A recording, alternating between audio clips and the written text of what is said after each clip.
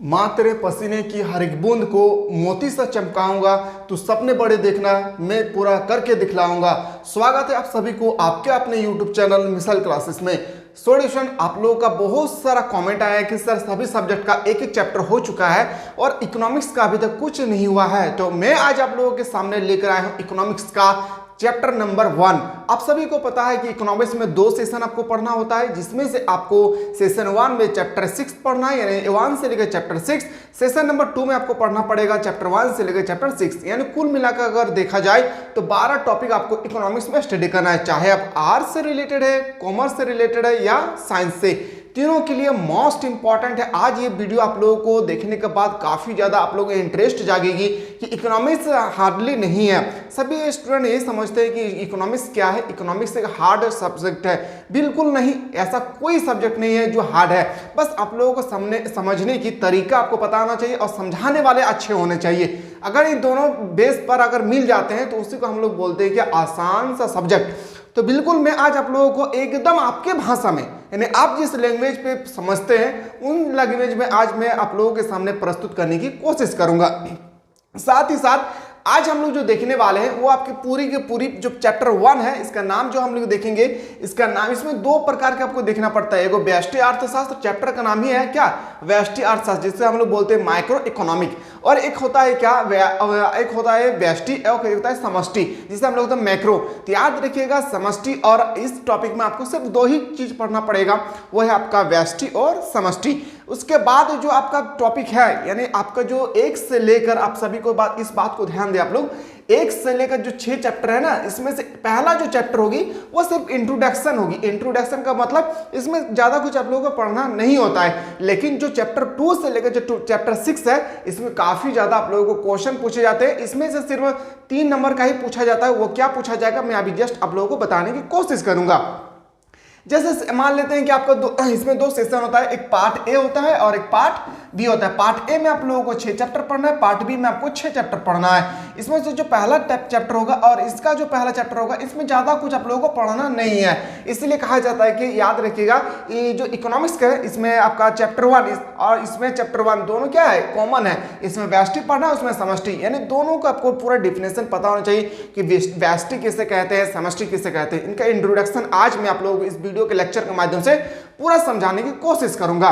साथ ही साथ एडिशन अभी तक कोई ऐसा बंदा है जो हमारे एप्लीकेशन के माध्यम से नहीं जुड़े हैं, जहां पे आप लोगों के लिए कंटिन्यू क्लास चल रहा है, एक दिन भी क्लास आप लोगों के लिए कोई वेटेड नहीं है। 7 दिन आप लोग सुबह शाम, याद रखिएगा 7 दिन आप लोगों को क्लास चलता है। इस क्लास को आप लोग जल्दी से इनरोल करें। इसके लिए क्या करना होगा, आपको प्ले स्टोर में जाना है और मिसाइल क्लासेस के एप्लीकेशन को डाउनलोड करना है। मिसाइल क्लासेस याद रखिएगा, आपको प्ले स्टोर में सर्च करना है मिसाइल क्लासेस। क्या सर्च करना है, आपको सर्च करना है मिसाइल क्लासेस। अब जैसे मिसाइल क्लासेस के एप्लीकेशन को प्ले स्टोर से इसमें सर्च करेंगे तो याद रखिएगा इस तरह से आपको लोगो आएगा और इस तरह से लोगो आने के बाद आप लोगों को क्या करना होगा, उसको आपको डाउनलोड करना है। डाउनलोड करने के बाद स्टूडेंट वहां पे आप लोगों को आर्ट्स का अलग आर्ट्स का फाउंडेशन कोर्स है, कॉमर्स का अलग फाउंडेशन कोर्स है, साइंस का अलग फाउंडेशन कोर्स है।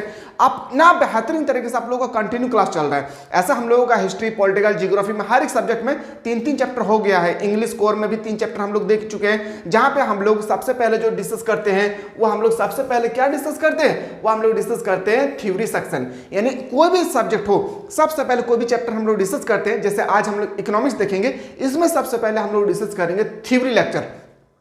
थ्योरी लेक्चर को अगर आप लोग समझ जाते हैं, मैं प्रॉमिस करता हूं कि एक भी क्वेश्चन, चाहे वो ऑब्जेक्टिव का क्वेश्चन हो या सब्जेक्टिव का क्वेश्चन हो या वन लाइनर का क्वेश्चन हो, एक भी क्वेश्चन यहां से बाहर नहीं छपने वाले हैं। इसीलिए मैं कहता हूं, आप लोगों से सिर्फ रिक्वेस्ट करता हूं कि आप लोग सबसे पहले कोई भी लेक्चर देखने से पहले आपको सबसे पहले देखना होगा क्या, थ्योरी लेक्चर। आप सभी को पता है कि थ्योरी लेक्चर हम लोग का 1 से 1.5 घंटा के अंदर चलता है। पूरा चैप्टर को हम लोग जो इंपॉर्टेंट सेशन होती है वो मैं आप लोगों तक पहुंचाने की कोशिश करता हूं आपके लैंग्वेज में, ठीक है। तो आपको सबसे पहले पढ़ना होगा क्या, थ्योरी लैंग्वेज। फिर हम लोग देखते हैं ऑब्जेक्टिव क्वेश्चन, और ये ऑब्जेक्टिव क्वेश्चन वो क्वेश्चन नहीं है। ऑब्जेक्टिव क्वेश्चन तो 2010 से लेकर, याद रखिएगा इस बात को आप लोग नोट डाउन करेंगे, आप लोग तो भूल जाते हैं सब कुछ। 2010 कितना से, 2010 से लेकर, याद रखिएगा 2010 से लेकर 2000 2023 तक जितना भी ऑब्जेक्टिव क्वेश्चन पूछे गए हैं चैप्टर वाइज बताया जाता है। क्या किया जाता है? Chapter wise. यानी 2013 इन 13 साल में जितना भी ऑब्जेक्टिव क्वेश्चन पूछे गए हैं सभी का सभी ऑब्जेक्टिव क्वेश्चन को चैप्टर वाइज आप लोगों को बताया जाता है। जैसे अभी हम लोग इकोनॉमिक्स डिस्कस करेंगे तो इकोनॉमिक्स का जो पहला टॉपिक है इसमें 2010 से लेकर 2023 तक कौन कौन से क्वेश्चन क्रिएट किए गए हैं जैकबोर्ड की तरफ से वो हम लोग आप लोगों तक पहुंचाने की कोशिश करूंगा। ठीक है, जो एप्लीकेशन के माध्यम से स्टडी कर रहे हैं उन लोगों के लिए मोस्ट इंपॉर्टेंट है। आप लोग को ये सब लिखने की कोई आवश्यकता नहीं, आप लोगों को पीडीएफ ऑलरेडी प्रोवाइड किया जाता है। ठीक है, आप लोगों को मालूम है और आप लोगों का शेड्यूल जारी कर दिया गया है, यानी रूटीन कि कौन सा डे में कौन सा सब्जेक्ट होगी। यानी मान लेते हैं आज मंडे, तो मंडे को आपका कौन सा सब्जेक्ट होगी वो आप लोगों को बताया जाता है। सब कुछ डाल दिया गया है, आप अच्छी तरह से देखिए रूटीन के माध्यम से पढ़ेंगे, बेस्ट होगी, वेस्ट होगी, वेस्ट होगी। ठीक है, ऑब्जेक्टिव क्वेश्चन के बाद जो हम लोग डिस्कस करते हैं वो होता है वन लाइनर क्वेश्चन। अभी जो आप लोगों को पढ़ना है ना वन लाइनर क्वेश्चन, ये मोस्ट इंपॉर्टेंट है। वन लाइनर का मतलब होता है कि आपसे पूछा जाएगा अर्थशास्त्र किसे कहते हैं। ठीक है, अर्थशास्त्र, व्हाट इज इकोनॉमिक्स, तो आपको बताना होगी इकोनॉमिक्स क्या है, एक लाइन में आपको आंसर बताना है। इसी को हम लोग बोलते हैं क्या, वन लाइनर क्वेश्चन। ठीक है, अब आते हैं शॉर्ट क्वेश्चन। अब हम लोग जो सब्जेक्टिव क्वेश्चन आएंगे तो subjective question there are three type of subjective question, there are three type of subjective question, very short question, long question. यानी तोहनी के सबसे पहले जो सब्जेक्टिव क्वेश्चन बताए वो हमने, तो सब्जेक्टिव क्वेश्चन तोहनी के की भेतो सबसे पहले बताए वो हमने तोहनी क्या, वेरी शॉर्ट क्वेश्चन, फिर शॉर्ट क्वेश्चन, फिर लॉन्ग क्वेश्चन। यानी हटाओ हमें तोहनी के ऐसा बताए वो कि जैसे इस टॉपिक पढ़ल बाद कोना भी क्वेश्चन जैसे इस टॉपिक से तो एग्जाम में तोहनी आसानी से हल करल देवी। ठीक है, तोहनी आसानी से की करबी बनाई पारे जीबी, बस तोहनी की करिए पैसेंस बना कर रखी। इस टॉपिक को हम लोग भालो से हमने बुझने की कोशिश करेंगे और अच्छा तरीके हम लोग समझने की कोशिश करेंगे। अब हम लोग देखते हैं कि इस ऐप में आप लोगों को क्या क्या मिलने वाले हैं। सबसे पहले मिलेगा वीओडी क्लासेस, तोहनी के की मिलतो, तोहनी यदि अगर हमारे एप्लीकेशन के माध्यम से तोहनी पढ़बी तो तोहनी के मिलतो सबसे पहले वीओडी क्लासेस यानी वीडियो ऑफ डिमांड। तोहनी के जो क्लास हो ना, तोहनी के वीओडी क्लास जब करबी ना तोहनी तो तोहनी के पता चलतो कि हम कोचिंग कराई हो, ट्यूशन कराई हो, वहाँ की पढ़ा हो और हमनी के यहाँ की पढ़ाई हो, दोनों में बहुत डिफरेंट रहते। तोहनी इस बात को भारत तरह से बुझी। आगे तोहनी के बताए वो की जानी बेस्ट कंटेंट मिलतो इस एप्लीकेशन के माध्यम से। और बाद तोहनी के पीडीएफ प्रोवाइड की जीतो, डाउट क्लासेस तोहनी के बताई जीतो। यानी कोना भी तो यदि डाउट हो तो तोहनी डाउट के क्वेश्चन क्लियर कर भी एगो एप्लीकेशन को डाउनलोड करने के बाद तोहनी के पास एगो नंबर रहतो, उस नंबर पे तोहनी की कर भी व्हाट्सएप कर भी कि सर हमार एटा डाउट हो हमरा तोहनी क्लियर कर दे। तो तोहनी के की करतो कॉल लगा को ना तोहनी से बात करतो कि तो प्रॉब्लम तोहनी के की हो। बेस्ट एक्सप्लेन, अभी हम लोग जस्ट एक्सप्लेन को देखने वाले हैं। और शॉर्ट क्वेश्चन लॉन्ग क्वेश्चन जो होगी, शॉर्ट क्वेश्चन लॉन्ग क्वेश्चन जो रहते वो हमने 3 साल में जो पूछल गए जैकबोर्ड की तरफ से वो क्वेश्चन हमने के करने की कोशिश करबे। ठीक है, तो इस तो नहीं बुझ गए अच्छा से कि हमने के की मिलतो। जो पढ़े उनके लिए तो बेस्ट है ही है, जो नहीं पढ़ाई तो उन्हें जल्दी से जाइए प्ले स्टोर है, और प्ले स्टोर जाने के बाद आप लोग क्या करें, इस प्ले स्टोर से जानने के बाद आपको डाउनलोड करना है। ठीक है, तो उन्हीं की भाषा बुझो ही ना। चलिए, तो हमने क्या जो पहले क्वेश्चन है हमने देख पे सबसे पहले, हाँ लैंग्वेज में अगर कोई दिक्कत ही होगी तो बताइएगा, क्योंकि मैं आप लोगों को ना इस माध्यम से बताने की कोशिश करता हूं कि अब जब भी एग्जाम देने के लिए जाते हैं तो पेपर में ऊपर लिखा रहता है कि अभ्यर्थी कृपया करके अपने भाषा में उत्तर दे। लिखा रहता है या नहीं, सच बताइएगा, कमेंट करिए कि अभ्यर्थी अपने भाषा में उत्तर दे। अब बताइए, कोई भी अपने भाषा में जब उत्तर देते हैं ना तो उसका जो लिखने का हैंड राइटिंग हो या बनाने के राइटिंग हो या उसका जब कॉपी चेक होता है ना, तो जो टीचर पढ़ते हैं ना, पढ़ने के बाद पता चल जाता है कि स्टूडेंट क्या है अपने मन से लिखे। इसलिए कोशिश कीजिए कोई भी क्वेश्चन को अपनी तरफ से क्रिएट करने की कोशिश करें। ठीक है, तो हमने जो डिस्कस करबे ना ओटा लागे इकोनॉमिक्स का पार्ट 1 सेटा में से हमने डिस्कस करबे चैप्टर 1 और हमने देखबे आज फुल चैप्टर एक्सप्लेन। तो हनी हमार बातवा बुझई। ठीक है, तो हनी बहुत भालो से पढ़ई, हमें उम्मीद करो कि तोहनी बहुत भालो से पढ़ई। आज जो हमने पहले डिस्कस करबे ओटा लागे अर्थव्यवस्था यानी अर्थशास्त्र। अर्थशास्त्र माना हमने की डिस्कस करबे तो माइक्रो इकोनॉमिक्स की डिस्कस करबे हमने माइक्रो इकोनॉमिक्स। ठीक है, माइक्रो इकोनॉमिक्स में हमने की डिस्कस करबे। तो इस चैप्टर के माध्यम से हम लोग क्या पढ़ेंगे वो आपको सबसे पहले पता होना चाहिए। ठीक है, लैंग्वेज समझ में आ रहा है ना। चलिए, दोनों भाषा में बताते हैं ताकि मजा ले लेके पढ़े, पढ़ाई को बोझ कभी मत बनाओ। ठीक है, याद रखिएगा, लगा दो आग पानी में जवानी उसे कहते हैं, और छीन लो सिलेक्शन कहानी इसे कहते हैं। बिल्कुल आप लोग बने रहे, एक भी क्वेश्चन इससे बाहर नहीं आएगा ऑब्जेक्टिव क्वेश्चन। हमारे टारगेट रहेगी इस बार, हमने का पूरा टीम का एक टारगेट है कि तोहनी के जब 40 मार्क्स का टर्म 1 में ऑब्जेक्टिव क्वेश्चन पूछल जीते ना, तो पूछल जीते ना तो 40 मार्क्स के, तो 40 में से तोहनी जैसे 40 मार्क्स ले भी, बस तोहनी की करबी जितना वीडियो हो, जितना वीडियो तोहनी के बताए हो, जो हमनी के एप्लीकेशन के से पढ़ा ही, तोहनी का बहुत भालो से पता हो कि तोहनी का कितना बेहतरीन तरीके से शिक्षा प्राप्त करा हो। ठीक हो, चल देखिए हमने पहले जो हमने सबसे पहले इस टॉपिक में हमने की डिस्कस करवाई से पहले हम लोग देखबे। ठीक है, सबसे पहले हम लेकर आइए तोहनी किया कि परिचय यानी इंट्रोडक्शन। इंट्रोडक्शन में हमने देखबे कि यह चैप्टर के माध्यम से, इस चैप्टर के माध्यम से हम लोग को क्या क्या पढ़ना होता है। तो इस चैप्टर के माध्यम से हमने की पढ़बे सेटा पहले तोहनी देखी, हमने पहले डिस्कस करबे इस अध्ययन की मुख्य अवधारणा अर्थव्यवस्था, व्यष्टि समष्टि अर्थशास्त्र और इसमें अंतर, व्यष्टि और समष्टि में हम लोग अंतर देखेंगे। एडम स्मिथ को हम लोग बोलते हैं क्या, इकोनॉमिक्स का फादर। अर्थशास्त्र के प्रकार, आर्थिक क्रिया, अर्थव्यवस्था की केंद्रीय समस्या, संसाधनों का विनिमयदान, उत्पादन, संभावना वक्र, अवसर लागत, समष्टि अर्थशास्त्र के अध्ययन के महत्वपूर्ण प्रश्न, चयन की समस्या, जिसका विस्तार पूर्वक अध्ययन करेंगे।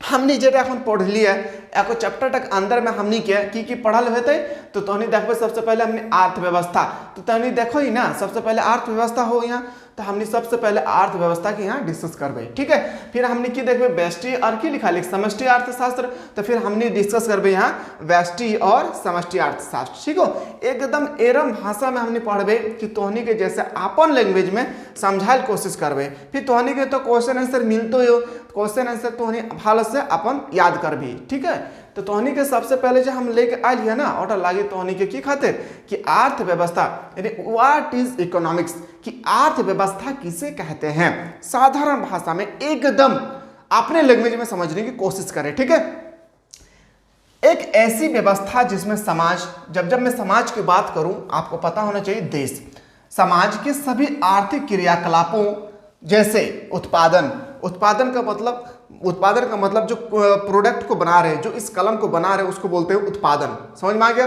जब मैं उत्पादन की बात करूं अपने माइंड में आना चाहिए कि जो चीज को उत्पादन करते हैं, जहां पे इस चीज को बनाया जाता है, जैसे हम लोग मान लेते हैं कि खाना बनाते हैं, तो खाना को हम लोग क्या बोलते हैं, उत्पादन करते हैं। ठीक है, खा रहे हैं तो उसको हम लोग उपभोग करते हैं। फिर से मैं बता रहा हूँ, समझिए इस बात को। मान लेते हैं कि हम कुर्सी लाए हैं, तो कुर्सी तो कहीं तो बना होगा ना, तो कुर्सी जहां बना है वहां पे बोलते हैं उसको उत्पादन। आप कुर्सी को खरीद के लाएं तो हम लोग बोलते हैं उसको उपभोक्ता, यानी उसको हम यूज करेंगे उपभोक्ता।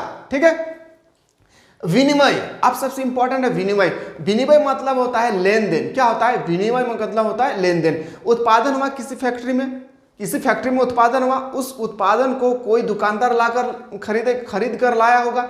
अब वो खरीद कर जब लाया होगा तो वो सामान को रखेगा नहीं, वो तो बेचेगा। अब बेचने के बाद जब हम खरीदने के लिए जाते हैं, जो सामान को हम खरीदने जाते हैं, वो जब लेन देन कर रहे हैं ना मेरे साथ, वो सामान को दे रहे हैं और हम उसको क्या दे रहे हैं, पैसा। सामान देंगे पैसा देंगे, तो उसको हम लोग बोलते हैं क्या, विनिमय दर। याद रखिएगा, वो पैसा के बदले हम कोई सामान भी दे सकते हैं। एग्जाम्पल, हम बोलेंगे कि आपका चावल हमें अच्छा लग रहा है और मेरे पास गेहूं है, तो आप मेरा गेहूं को ले लीजिए और चावल को दे दीजिए, तो ये भी क्या है, एक विनिमय दर है। ठीक है, तो नहीं बुझल पा रहे ना बतवा, एकदम साधारण भाषा में तो नहीं बुझाइए। ठीक है, अगर बात देखें हमने विश्लेषण आर्थिक उपभोक्ता, जैसे उपभोक्ता मैंने तोहनी का बता लियो कि तोहनी की करबे, कोना भी सामान तोहनी यदि खा ही अगर प्रयोग करही अगर उपयोग करे कहीं भी, जैसे हम साबुन खरीद के लाए, साबुन को खरीदने के बाद जो साबुन का हम लोग लगा रहे हैं, उपभोक्ता खरीद कर लाए, याद रखें खरीद कर लाए, लेन देन किए, पैसा दिए तब साबुन मिला है, तो उसको हम लोग बोलते हैं विनिमय दर। क्या बोलते हैं, विनिमय बोलते हैं उसको। अब उत्पादन किसे कहते हैं, जहां साबुन बना है उसको हम लोग बोलते हैं उत्पादन।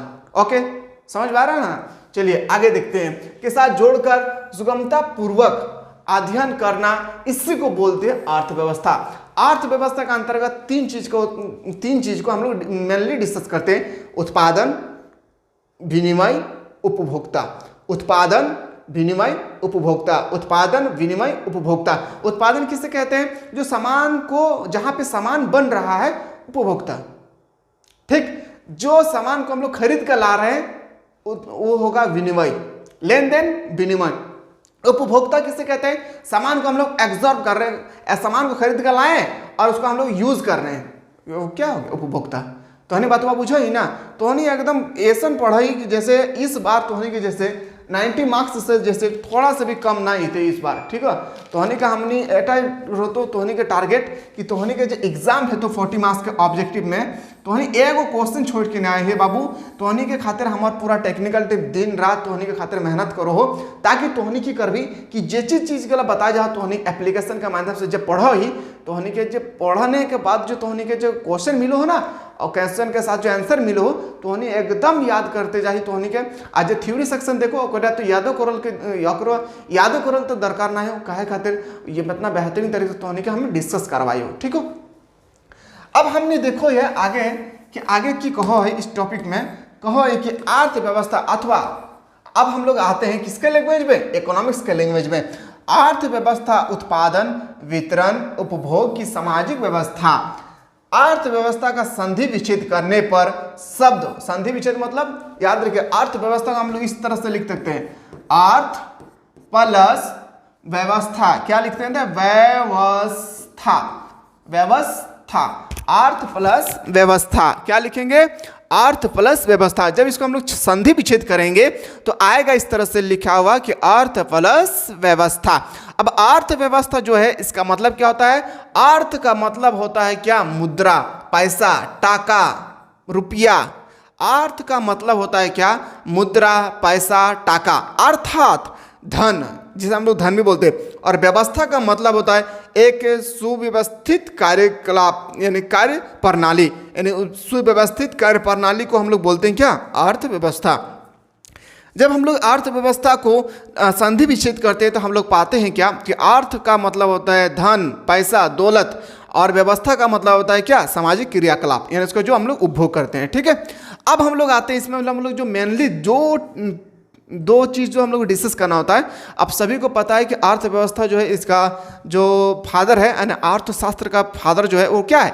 Adam Smith. यहाँ से एक क्वेश्चन आएगा, ठीक है, इस बात को आप लोग मेनली याद रखिएगा। अर्थव्यवस्था का फादर कौन है? Adam Smith. याद रखिए कौन है? Adam Smith. याद रखिए एडम क्या है? स्मिथ, ठीक है।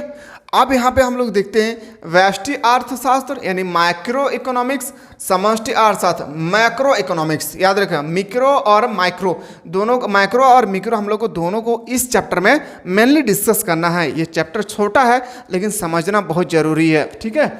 इसमें हम लोग डिस्कस करने के बाद इस टॉपिक से रिलेटेड जो भी क्वेश्चन पूछेगा ऑब्जेक्टिव के माध्यम से 2022-10 से लेकर 2023 तक सभी प्रकार के हम लोग ऑब्जेक्टिव क्वेश्चन को डिस्कस करने की कोशिश करेंगे, ठीक है। अब हम लोग आते हैं व्यष्टि अर्थशास्त्र किसे कहते हैं।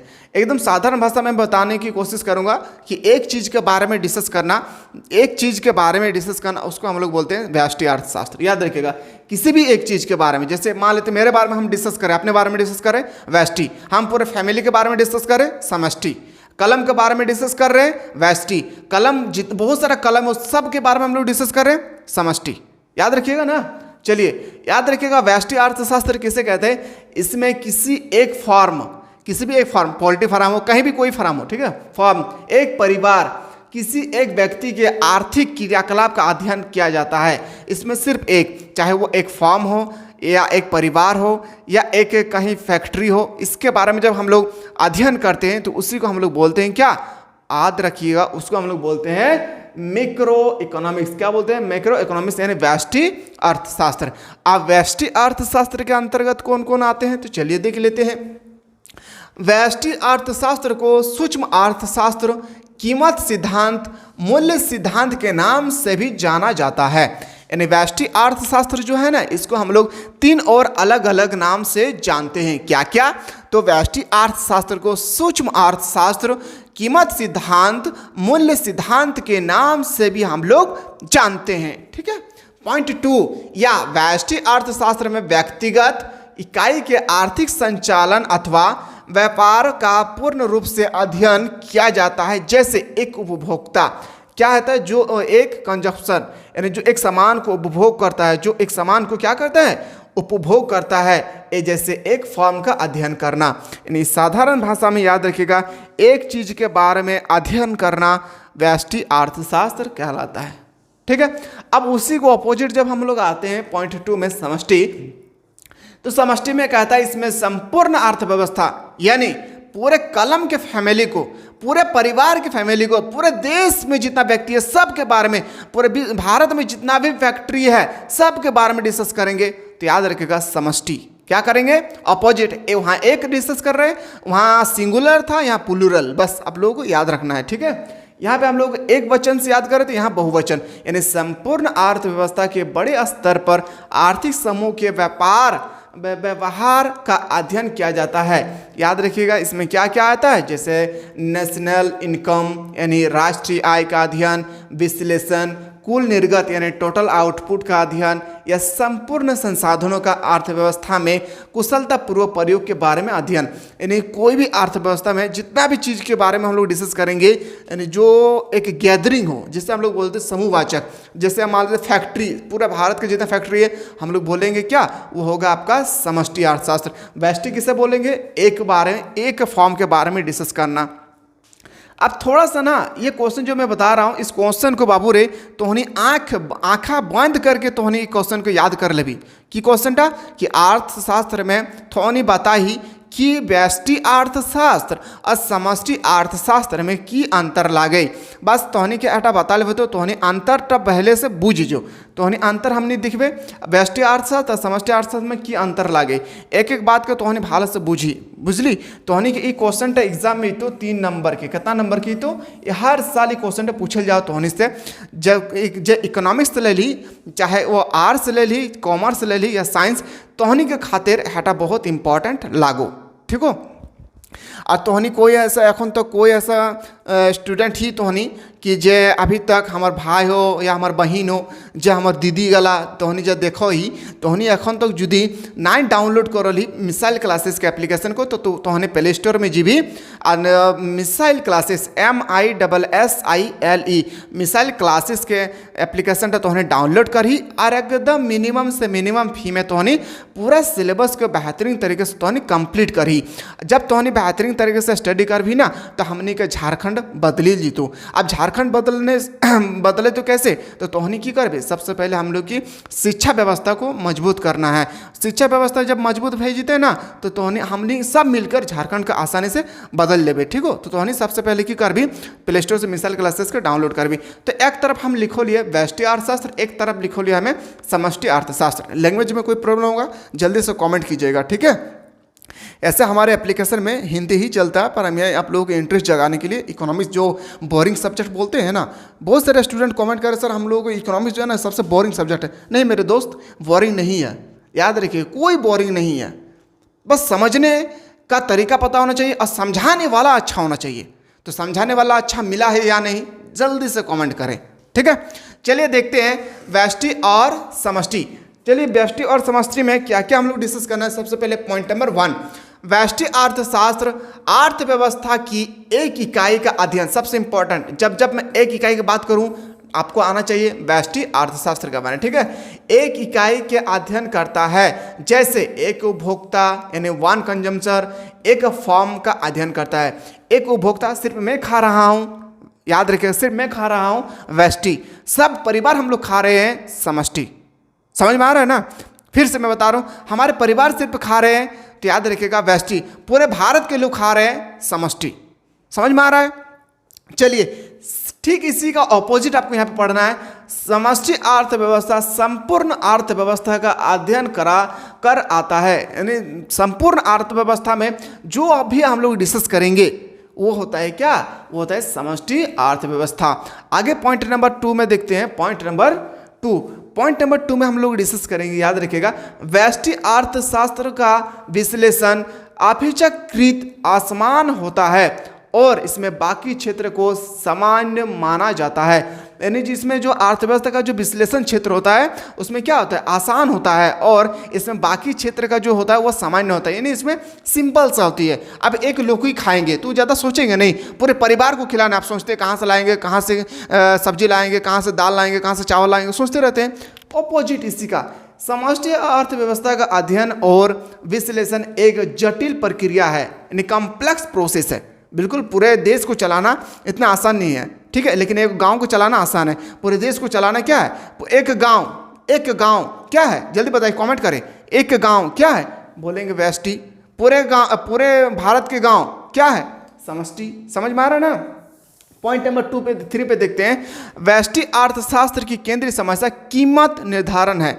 याद रखिएगा, ये इंपॉर्टेंट है, सबसे इंपॉर्टेंट कि व्यष्टि अर्थशास्त्र की केंद्रीय समस्या कीमत निर्धारण है। तो ये जो क्वेश्चन हम बताए हो ना, तो के खातिर कि व्यष्टि अर्थशास्त्र, समष्टि अर्थशास्त्र, तो जब पढ़े ही ना ये क्वेश्चन तो आँख बंद करके तो कॉपी में लिख लेबी आ तो माइंड में एटा याद रखबी है। से क्वेश्चन हर एक साल तो के एग्जाम में पूछल जाए, तो एटा याद रखबी, ठीक हो।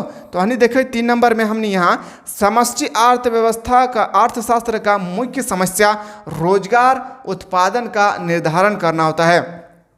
इसमें होता है क्या? समष्टि अर्थव्यवस्था में, समष्टि अर्थशास्त्र में होता है क्या? रोजगार देना। रोजगार की समस्या सबसे इंपॉर्टेंट है। आपसे एग्जाम पूछा जाएगा कि रोजगार की समस्या क्या है? समष्टि व्यष्टि दोनों या इनमें से कोई नहीं। तो आपको क्या लगाना है? तो आपको लगाना है समष्टि अर्थशास्त्र। समझ में आ रहा है? चलिए पॉइंट नंबर डी में देखते हैं। व्यष्टि अर्थशास्त्र पूर्ण रोजगार की मान्यता पर आधारित है। जो व्यष्टि अर्थशास्त्र है वो पूर्ण रोजगार पर आधारित है। जो व्यष्टि अर्थशास्त्र है वो पूर्ण रोजगार पर आधारित है, और यहाँ इसका ऑपोजिट समष्टि अर्थव्यवस्था का अपूर्ण रोजगार पर आधारित है। याद रखिएगा, अगर एक तरफ आप याद कर लेंगे, दूसरी तरफ ऑटोमेटिक आप लोगों को क्या होगा? याद हो जाएगा। आगे देखते हैं हम लोग। आप यहाँ पे हम लोग देखते हैं क्या राइटर ने, कौन राइटर ने किस तरह से इकोनॉमिक्स के बारे में क्या कहा है। चलिए देखते हैं, एक एक बात को यहाँ पे आप लोग समझने की कोशिश करेंगे, ठीक है। और कौन से राइटर ने कौन सा बुक लिखा है ये हर साल पूछा जाता है। पहले हम लोग डिस्कस करते हैं फुल एम्प्लॉयमेंट। पूर्ण रोजगार एक ऐसी स्थिति को संदर्भित करता है, यानी दर्शाता है जिसमें हर सक्षम या इच्छुक व्यक्ति मजदूर की प्रचलित दर पर कार्य करने के लिए तैयार रहता है। यानी आपका जो यहाँ पे हम लोग डिस्कस कर रहे थे ना, यहाँ पे पूर्ण रोजगार का मतलब होता है क्या? कोई भी व्यक्ति जो है ना, कोई भी व्यक्ति वो काम करने के लिए तुरंत रेडी हो जाता है। वो सोचते हैं कि अगर हम काम नहीं करेंगे तो फिर खाएंगे क्या? बैठे रहने से बेहतर है क्या? काम करना। आप सभी को पता है, खाली बैठे मत रहिए। खाली बैठे मतलब शैतान का घर, ठीक है। खाली दिमाग पढ़े हैं ना, खाली दिमाग शैतान का घर। तो आप लोग बिल्कुल अपने दिमाग को शांत कभी ना रखें, एकदम कोई ना कोई काम इतना बिजी रखे कि दूसरों को सोचना पड़े कि इससे बात करने के लिए हमको समय निकालना है। बस तोहनी ये बात तो याद रखबी। तोहनी बुझले, तोहनी अपन जो समय हो ना, तोहनी के समाज की कीमत तोहनी की समझ अभी। तोहनी के समय की कीमत तब समझ में तो ना, तोहनी जब आगे बढ़ जीबी 2-4 साल तक, और जब बात बीत जीतो तोहनी के लाइफ में, तोहनी बुझल पारबी। एखन तो तोहनी लाल हरा पीला तोहनी देखो ही ना कि हमने प्यार करबे, हमने लव करबे, तोहनी ई करबे, हम वहाँ खेलबे, यहाँ कूदबे। तोहनी के सबसे पहले जो एखन मुद्दा हो ना, तोहनी अपन लाइफ बनाही। लाइफ जखन बन जीतो ना, तो जितना तो परिवार में लोग हो ना, तोहनी तो इज्जत करतो। ये जो बाहर के लोग हो ना, ओहो तोरा इज्जत करतो। देख ना, फलना का लड़का की बन गए, फलना का लड़की की बन गए, बोलते हैं ना। नहीं तोहनी बताई, तो तोहनी सबसे पहले এখন की करबी? तोहनी के काम लगो এখন सबसे पहले कि तोहनी लाइफटा सेटल करी। चाहे नौकरी के क्षेत्र में हो या कोनो क्षेत्र, तोर जेटा रुचि हो, तोहनी एकदम पूरा फोकस दही।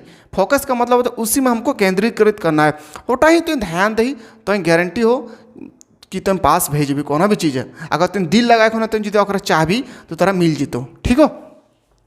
अब आते हैं एडम स्मिथ। इनको आधुनिक अर्थशास्त्र के जनक माना जाता है। इनको आधुनिक अर्थशास्त्र, मैं अभी जस्ट बताया था कि अर्थशास्त्र का पिता किसे कहा जाता है, तो आपको पता होना चाहिए। अर्थशास्त्र का पिता हम लोग कहेंगे एडम स्मिथ। एक क्वेश्चन यहाँ से, 3 क्वेश्चन उधर बताएं, यानी ये व्यष्टि अर्थशास्त्र और समष्टि अर्थशास्त्र में डिफरेंट पूछा जाएगा, तो उधर 3 नंबर मिलेगा आपको, और ये क्वेश्चन पूछा जाएगा 4 नंबर। नोट डाउन करें, ठीक है।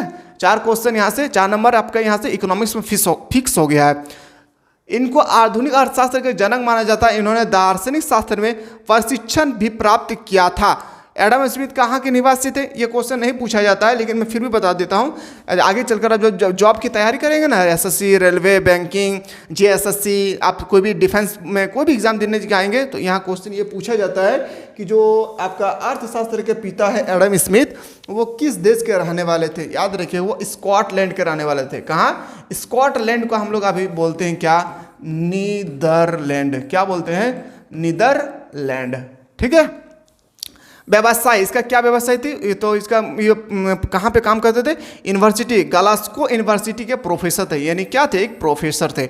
एडम स्मिथ की पुस्तक, ये क्वेश्चन तोहनी के हर साल पूछल जी, तो याद रखबी ई क्वेश्चन, ई किताब जो है ना बहुत इंपॉर्टेंट हो, और ई क्वेश्चन तोहनी की तो 2 नंबर के की तो 2 नंबर के, चाहे ई क्वेश्चन टा तो चाहे ई क्वेश्चन टा, यानी 2 नंबर के यहाँ से पूछल जीतो कि तोहने जो पहले पूछतो कि एडम स्मिथ ने जो पुस्तक लिखी है उनका नाम क्या है, a inquiry into the nature and causes of wealth of nation. किसने लिखा है, एडम स्मिथ ने। एडम स्मिथ ने कौन सी पुस्तक लिखा है, मेरे साथ एक बार बोलिएगा, एडम स्मिथ ने कौन सी पुस्तक लिखा है, an inquiry into the nature and causes of wealth of nation. एक क्वेश्चन। दूसरा क्वेश्चन, ये पुस्तक कब प्रकाशन हुआ था, कब लिखा था, ये सबसे इंपॉर्टेंट है, ये प्रकाशन हुआ था कब, 1776। कब प्रकाशन हुआ था, 1776। ठीक है। 2 क्वेश्चन, 4 नंबर का इधर बताएं और 2 नंबर इधर, एक एक नंबर जोड़ते रहिए।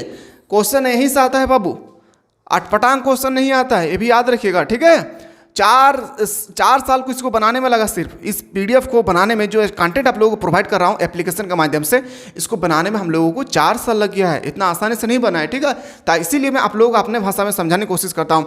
एडम स्मिथ से पहले फ्रांस के फिजियोक्रेटस राजनीतिक अर्थशास्त्र के महान विचारक थे। ये भी क्वेश्चन इतना इंपॉर्टेंट नहीं है, लेकिन आपको पता होना चाहिए। आगे देखते हैं कि मुख्य अर्थव्यवस्था के 3 प्रकार हैं। ठीक है। मुख्य अर्थव्यवस्था जो है वो 3 प्रकार के हैं। कितने प्रकार के हैं, 3 प्रकार के। तो पूंजीवादी, समाजवादी, मिश्रित अर्थव्यवस्था।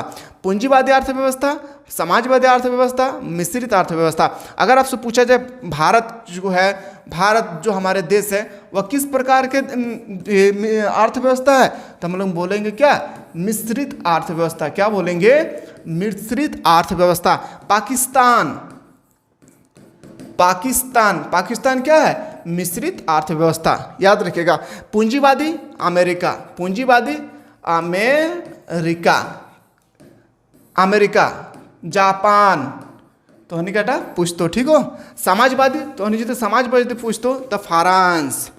समाजवादी अर्थव्यवस्था तो हनी को पूछते तो फ्रांस। पूंजीवादी अर्थव्यवस्था अमेरिका, जापान। समाजवादी अर्थव्यवस्था फ्रांस। मिश्रित अर्थव्यवस्था भारत और पाकिस्तान।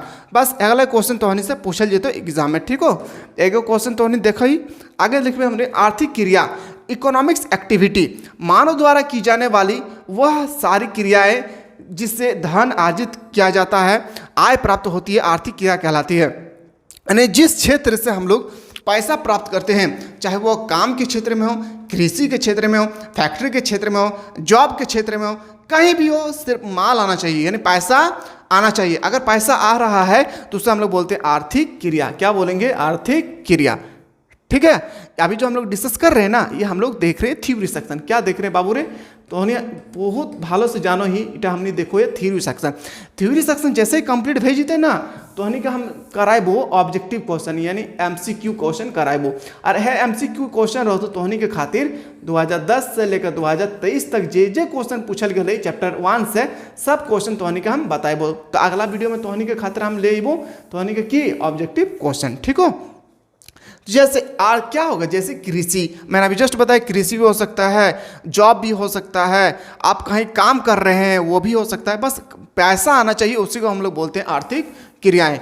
ठीक है। आगे देखते हैं, आगे लिखा हुआ है क्या,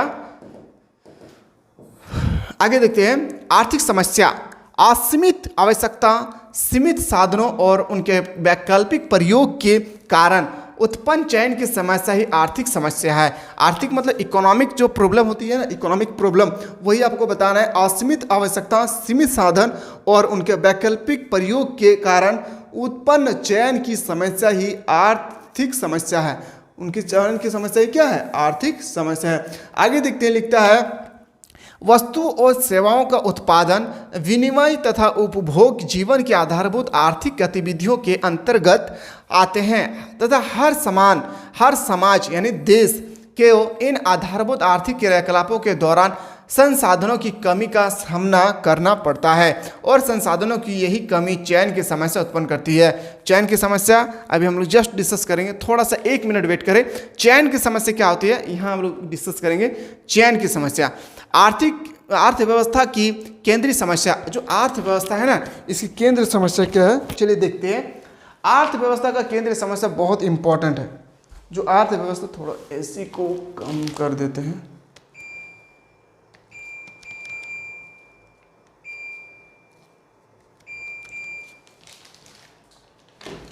हाँ देखिए लिखा है क्या, अर्थव्यवस्था की केंद्रीय समस्या सेंट्रल प्रॉब्लम्स, मुख्य तीन कारक है। क्या क्या, किन वस्तुओं का उत्पादन कितनी मात्रा में किया जाए, बहुत इंपॉर्टेंट बाबू। ये क्वेश्चन याद रखिएगा, अगर लॉन्ग क्वेश्चन में पूछा जाएगा ना, यहीं से क्वेश्चन आएगा आपसे कि अर्थव्यवस्था, ऐसा हम लॉन्ग क्वेश्चन शॉर्ट क्वेश्चन में सब कुछ करवाऊंगा बाबू, आप लोग टेंशन नहीं लेना है।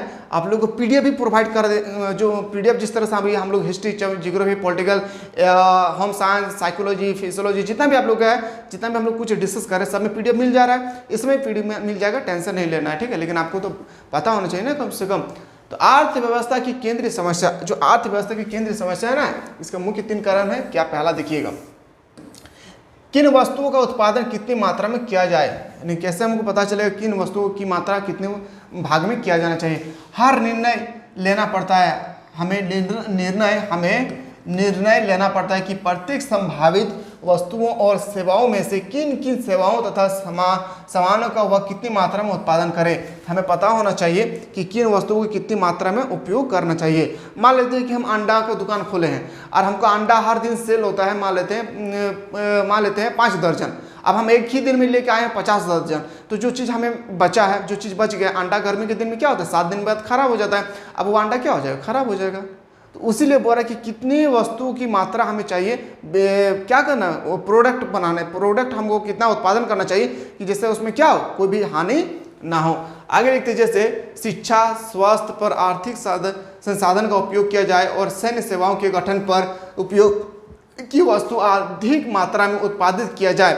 निवेश पर वस्तु जैसे मशीन आदि, यानी किन वस्तु उत्पादन जो है ना, हमें निर्णय लेना पड़ता है कि प्रत्येक संभावित वस्तु और सेवाओं में से किन किन सेवाओं तथा सामानों का वह कितनी मात्रा में उत्पादन करे। जैसे शिक्षा, स्वास्थ्य पर अधिक संसाधन का उपयोग किया जाए, सैन्य सेवाओं के गठन पर उपयोग की वस्तु अधिक मात्रा में उत्पादित किया जाए, या निवेश पर वस्तु जैसे मशीन हो गया।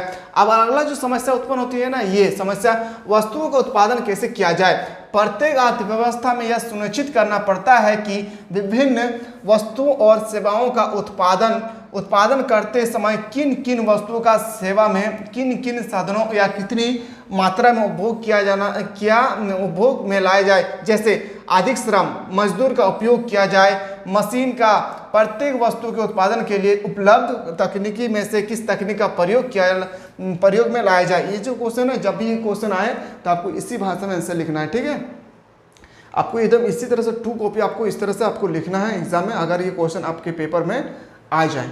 आगे लिखते हैं, किसके लिए उत्पादन किया जाए। अर्थव्यवस्था में उत्पादन वस्तु की कितनी मात्रा किसे प्राप्त होगी। अर्थव्यवस्था के उत्पादन को व्यक्ति विशेष के माध्यम से किस प्रकार बांटा जाना चाहिए। क्या प्रारंभिक शिक्षा और बुनियादी स्वास्थ्य सेवा जैसे सेवाएं अर्थव्यवस्था के सभी व्यक्तियों को निःशुल्क उपलब्ध कराया जाए या नहीं। अर्थव्यवस्था की केंद्रीय समस्या है, यह अर्थव्यवस्था की क्या है, एक केंद्रीय समस्या है। ये क्वेश्चन जब भी आएगा, ये क्वेश्चन को आप लोगों को इसी तरह से हूबहू आप लोगों को लिखना है, ठीक है। अब आते हैं अगला पॉइंट पे कि संसाधन का विनिधान का आवंटन। अभी हम लोग देखते हैं आवंटन के माध्यम से इसे। तो संसाधन के विनिधान से तात्पर्य है कि संसाधन की कितनी मात्रा का उपयोग मात्रा प्रत्येक वस्तु और सेवा के उत्पादन के लिए ही किया जाए, यानी कितना संसाधन जो है कितनी मात्रा में उपभोग किया जाता है, इससे और कितना मात्रा में हमें सेवा किया जाना चाहिए, इसी को हम लोग बोलते हैं क्या, विनिधान। आगे लिखते हैं कि सीमित संसाधनों का विनिधान और अंतिम वस्तु एवं सेवाओं का वितरण ही किसी अर्थव्यवस्था की मूल्य समस्या अर्थात केंद्रीय समस्या है। ये सब आपको उतना यहाँ पे ध्यान नहीं रखना है, लेकिन थोड़ा थोड़ा आप लोगों को पता होना चाहिए। चलिए आगे देखते हैं। नेक्स्ट में उत्पादन संभावना सेट, प्रोडक्शन प्रोसलिटी सेट, उपलब्ध संसाधन की मात्रा और उपलब्ध प्रौद्योगिक ज्ञान यानी टेक्नोलॉजी पावर की उत्पादित की जा सकने वाली सभी वस्तु तथा सेवाओं के सभी संभावित संयोग के समुच्चय को अर्थव्यवस्था का उत्पादन संभावना सेट कहते हैं। आगे लिखता है क्या, प्रोडक्शन पॉसिबिलिटी कर्व यानी पीपीसी, यह दो वस्तु के उन संयोग सहसंबंध को दर्शाता है जिन्हें किए गए संसाधन व तकनीकी द्वारा उत्पादन किया जाए एवं एक उत्पादन संभावना वक्र चुनाव की सूची को दर्शाता है, जैसे सीमित गन्ना से बनने वाली चीनी और सिरा के बीच संबंध। ठीक है, ये सब आपको उतना पता होना चाहिए, लेकिन ये सब एग्जाम में नहीं आता। जो चीज़ मैंने आप लोगों को बताया वो एग्जाम में 100% आएगा आपके पेपर में, 1% नहीं 100%। उत्पादन संभावना के 3 अन्य नाम क्या है, उत्पादन संभावना, फ्रंटियर, रूपांतरण वक्र और रूपांतरण सीमा। ठीक है, आगे देखते हैं उत्पादन संभावना वक्र। ये जो तालिका है ना, तालिका मैं आप लोगों को तालिका के माध्यम से समझाऊंगा जब मैं शॉर्ट क्वेश्चन और लॉन्ग क्वेश्चन जब मैं लेकर आऊँगा तो उत्पादन संभावना वक्र में इसमें आप लोगों को बेहतरीन तरीके से समझाऊंगा कि अगर हम 15 को वस्तु खरीदते हैं तो कितना वस्तु हमको बेचना चाहिए, फिर अगर हम 15 वस्तु को उपभोग करते हैं तो कितना हमें उत्पादित करना चाहिए। ये सब मैं आप लोगों को शॉर्ट क्वेश्चन लॉन्ग क्वेश्चन जब लेकर आऊँगा तो बताऊँगा। पीपीसी की मान्यता है, पीपीसी के बारे में हम लोग जस्ट अभी डिस्कस किए यहाँ पे पीपीसी के बारे में कि पीपीसी क्या थी। तो पीपीसी क्या थी याद रखिएगा, जिसे हम लोग बोलते हैं क्या, प्रोडक्शन पॉसिबिलिटी या पॉसिबिलिटी कर्व। याद रखिएगा इसमें हम लोग क्या डिस्कस करेंगे, तो एक एक बात को फिर से ध्यान से सुने।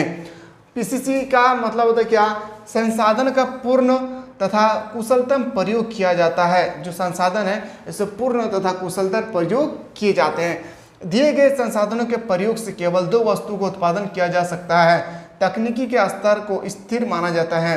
पीसीसी की विशेषता, उपलब्ध संसाधनों के पूर्ण तथा कुशल प्रयोग की स्थिति में दोनों वस्तुओं के उत्पादन को एक साथ नहीं बढ़ाया जा सकता है। पॉइंट नंबर 2, इस स्थिति में एक वस्तु का अधिक उत्पादन दूसरी वस्तु के उत्पादन से संसाधनों को घटाकर ही किया जा सकता है। अर्थात एक वस्तु को उत्पादन को बढ़ाने के लिए दूसरी वस्तु की मात्रा को घटाना पड़ता है। अब बताएं हमें यहाँ पे जो कहा गया ना, इस स्थिति में यानी पीसीसी की जो विशेषता है, इस स्थिति में एक वस्तु के अधिक उत्पादन, जब हम 2 वस्तु को एक साथ हमको बेचना होता है पर हम लोग दोनों वस्तु को उत्पादन नहीं कर सकते हैं, दोनों वस्तु का डिमांड है मेरे पास। ठीक है, समझिए मेरे बात को, 2 वस्तु को आपको डिमांड है मेरे पास, हमको कॉपी और कलम का डिमांड है। मेरे पास बहुत सा ग्राहक है जो हमारे पास आते हैं और कॉपी कलम यहाँ से ले जाते हैं। अब क्या हुआ ना, हमारी फैक्ट्री में सिर्फ एक ही प्रोडक्ट को एक बार में बनाया जा सकता है। कोई भी चीज़ का काफ़ी ज़्यादा दाम बढ़ चुका है और एक समय में सिर्फ एक ही चीज़ का उत्पादन कर सकता है। तो आप बताइए हम कौन सा चीज़ को बनाएं, कॉपी को बनाएं या कलम को। तो हमें देखना होगा कि अभी जो महीना भर में सबसे ज़्यादा किस चीज़ का सेलिंग किए हैं, कॉपी का या कलम का। अगर कॉपी का किए हैं तो कॉपी को उत्पादन करेंगे, अगर कलम का अगर ज़्यादा सेलिंग किए हैं तो कलम को उत्पादन करेंगे। बस यही कह रहा है और कुछ नहीं है इसमें। वस्तु की X की अतिरिक्त इकाई प्राप्त करने के लिए वस्तु Y की अधिक से अधिक इकाइयों को त्याग करना पड़ता है। ये इतना इंपॉर्टेंट नहीं है। चलिए अवसर लागत, अब आते हैं अपॉर्चुनिटी कॉस्ट।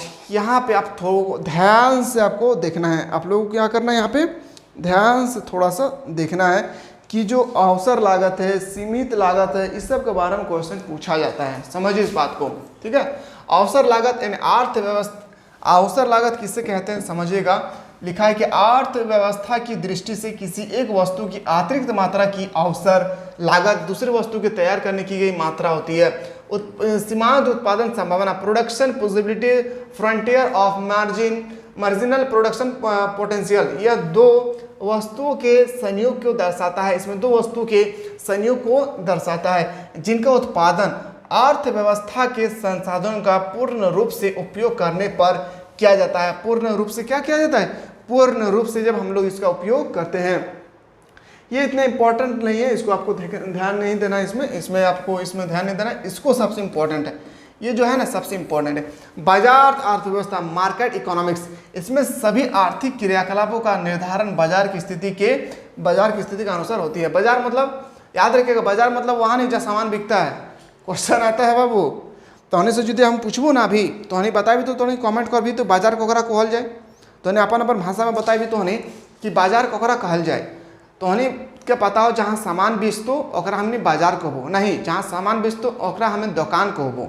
ठीक हो, बाजार कोकरा कहल जाए, ध्यान से सुनी, बाजार उस क्षेत्र को कहा जाता है जहां क्रेडिट हो, सॉरी, जहां पे बेचने वाले हो और खरीदने वाले हो, जहां पे विक्रय करने वाले हो और क्रय करने वाले हो, जब दोनों अपने मूल्य पर संतुष्ट हो जाते हैं, सिर्फ बेचने वाला और खरीदने वाले हो, वहां पे बाजार नहीं है। बाजार क्या है समझिए, बाजार उस क्षेत्र को कहा जाता है जहां पे वस्तु को क्रय करने वाला हो और वस्तु को विक्रय करने वाला हो। जब दोनों व्यक्ति वस्तु को क्रय और विक्रय करने में जब उनके मूल्य पर संतुष्ट हो जाते हैं तो उसी को हम लोग बोलते हैं बाजार, मार्केट। ठीक है, ऐसा नहीं है कि बेचने वाले बोल रहे हैं 50 रुपया और खरीदने वाले बोल रहे हैं हम 10 रुपया देंगे, दीजिएगा, बाजार नहीं है।